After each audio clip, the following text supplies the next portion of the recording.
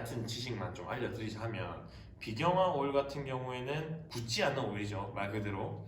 근데 경화 오일도 있어요. 근데 경화 오일 같은 경우에는 왁스 성분이 많이는 아니지만 어느 정도 함량이 되어 있기 때문에 도마에 사용해서 식도마로 사용하기는 조금 문제가 있습니다. 외국 같은 데 보면 이제 이쁘게 보이기 위해서 오일을 바르고 뭐 관리 차원에서 왁스까지 바르신다는 분들 얘기를 들은 적이 있는데, 굳이 입에 닿는 음식이 올라가는 도마에 왁스까지는 좀 과하다고 생각합니다. 저는 딱 최소한의 오일만 발리면 되는 것 같고, 이 친구 같은 경우에는 말 그대로 아까 설명드렸듯이 비경화 오일이라서 마르지 않는 오일이에요. 오일 바르시고 나서 하루 정도 있다가 한번 겉표면에 묻어난 송골송골 맺혀있는 친구는 한번 닦아주는 게 좋습니다. 그 마르진 않아요.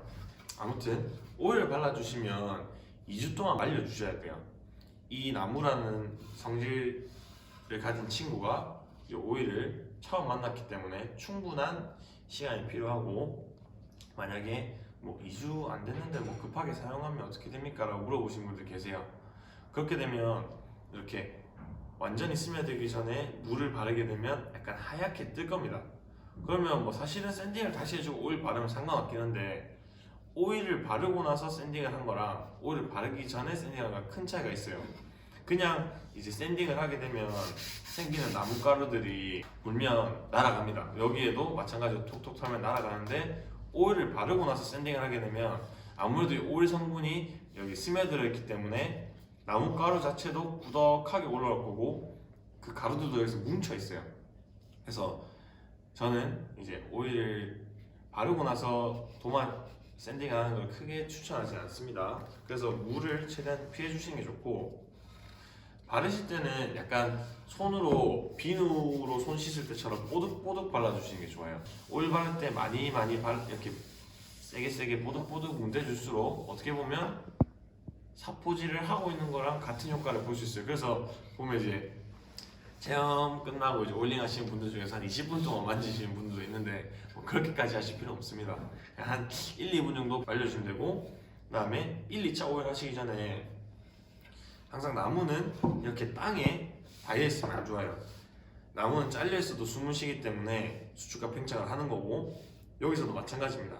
이쪽에 밑에 면은 지금 완전히 지금 닫혀 있죠. 닫혀 있는데 여기는 지금 열려 있어요.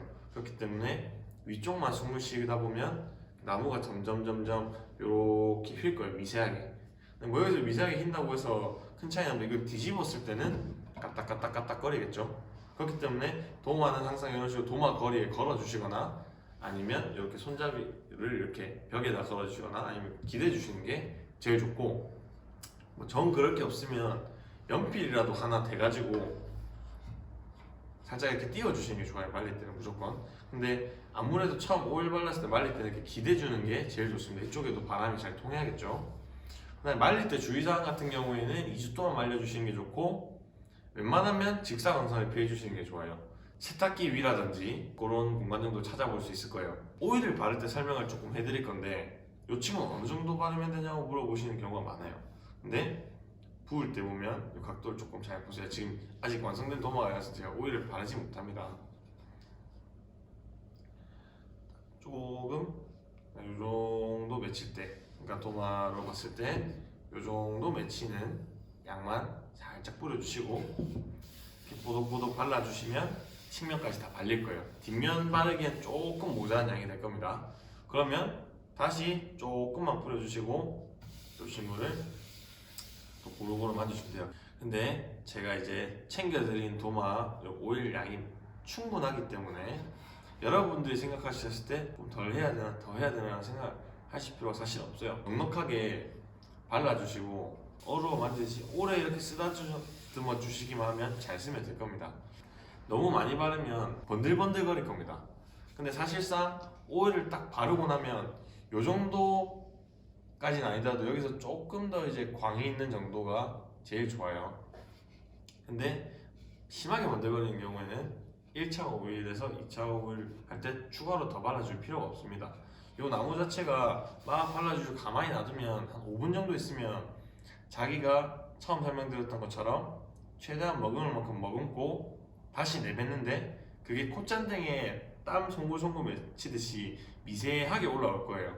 근데 그런 양들이 많으면 그걸로 다시 2차 오일 해주시면 되는데, 애초에 1차 오일을 넉넉하게 발라주시면 한 5분 정도 이렇게 계속 쓰다듬어 주셨다가 5분 말리고 이제 남아있는 잔량으로 또 다시 한 번 더만 이렇게 발라주시면 그게 2차 오일이랑 똑같은 거예요. 도마 같은 경우에는 아무래도 면적이 작기 때문에 이 친구의 한 3분의 1 정도만 쓰셔도 충분히 다 발려 있을 거고, 나머지 3분의 2는 이제 도마를 사용하면서 한 번씩 이제 발라주시면 돼요. 뭐 기준을 물어보시는 분들이 계신데, 칼도마로 사용하시는 분들 같은 경우에는 3개월에 한 번씩 발라주면 좋고, 이제 그냥 플레이팅 도마로 사용하시거나 그냥 어디 걸어 두시는 분들 같은 경우에는 6개월에 한 번씩 발라주는 게 좋아요. 6개월에 한 번씩 발라주시는 경우는 그때는 2주 동안 말릴 필요가 없고 하루 정도만 말려주는 거. 아침에 오일을 바르시면 저녁부터 또 쓰실 수가 있어요. 근데 혹시나 조금 묻어있는 오일들이 번들번들 한다고 하면 완벽하게 스며들지 않은 게 아니라 친구 자체가 비경화 오일이기 때문에 오버화이트한 친구들이 마르지 않고 그대로 이렇게 남아있는 거예요. 그런 친구들 같은 경우에는 키친타올이나 휴지를 한번 닦아주시면 좋습니다. 그러면 이 도마를 얼마나 쓸 수 있는 거예요? 라고 물어보시는 분들이 있거든요. 그런 경우에는 원목 도마 기준으로 사실 수명이 정해져 있지 않아요. 그냥 오래 잘 써주시고, 오일만, 이 친구 자체가 코팅되는 마감재가 아니라 스며드는 마감재이기 때문에 오일만 제때제때 발라주시면 뭐 최소한 10년 정도는 거뜬하게 쓰실 수 있으실 겁니다. 주의사항이 무조건 존재하긴 하죠. 아무래도 원목이기 때문에. 이 친구 같은 경우에는 아까 처음 설명드린 것처럼 이렇게 땅에 그냥 놔두게 되면 조금 휠 수가 있고, 그 다음에 이 친구를 설거지하는 거 다 괜찮아요. 퐁퐁해도 되고 흐르는 물에 씻어주셔도 됩니다. 근데 이제 잠겨있는 물에 그냥 담궈 두시면 안 좋아요. 아무래도 측면 보시면 결이 다 뻗어있는 숨구멍들이 되게 많기 때문에 아무리 오일을 잘 바르셨다고 해도 요 틈 사이로 해가지고 이제 물이 조금씩 스며들 겁니다. 근데 크게 봤을 때 요 도마 자체 두께를 조금 확대해서 이렇게 표현을 하면 오일을 바르면 요 정도랑 요 정도는 스며들 건데, 중간에는 생나무인 상태로 있을 거예요.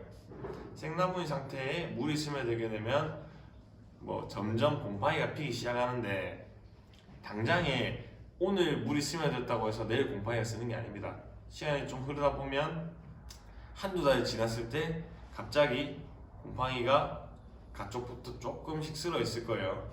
근데 그 나무는 겉에만 간다고 해서 해결되는 게 아니고, 곰팡이 쓴 면적을 잘라내거나 아니면 그 나무는 버려야 돼요. 그러면 몇 시간을 공들여서 완성한 도마가 몇 달 못 쓰고 버리는 거라서 되게 아깝겠죠. 자, 이제 그렇게 긴 샌딩 시간을 거치고 올링까지 완료를 하게 되면 이렇게 도마가 완성이 됩니다. 여기까지 오기에는 굉장한 노고가 필요하고, 아무래도 이제 도마를 체험을 하고 나면 핸드메이드에 대한 인식이 조금 올라갈 거예요. 이제 외국 같은 경우에는 이제 교과 과정 안에 목공 수업이 들어가 있기 때문에 뭐 요즘에는 중학교나 고등학교, 뭐 초등학교까지 뭐 저희가 방문을 하기도 하고 직접 오셔서 교육을 하는 경우가 많은데, 이제는 조금 바뀌어가는 것 같아요. 이렇게 좀 핸드메이드라든지 이렇게 직접 뭐 글로만 배우는 게 아니라 몸으로 하는 것들에 대한 인식이 점점 더 좋아지고 있는 건 사실이지만, 아직 구매자층들을 보면 30대에서 40대, 뭐 50대까지도 그렇게 많이 분포를 하고 있기 때문에 아직은 핸드메이드에 대한 인식이 조금 낮은 건 사실이에요.